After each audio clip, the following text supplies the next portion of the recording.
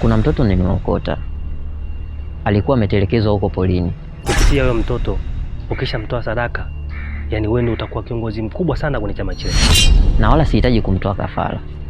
Mimi mpaka sasa hivi sijaafiki kabisa yule mtoto kumchukua kafara. Kafara huyu gwiji ya iko loyo.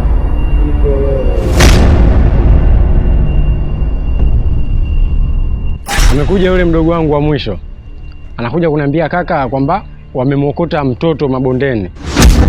Washirika, nadhani mnamuona huyu mtoto. Kweli bwana, nimemuona mtoto mzuri nino wa kiume cheupe hivi. Na huyu ambaye mnamuona namlea ili aweze kukua aje kuchukua mikoba ya Zumba.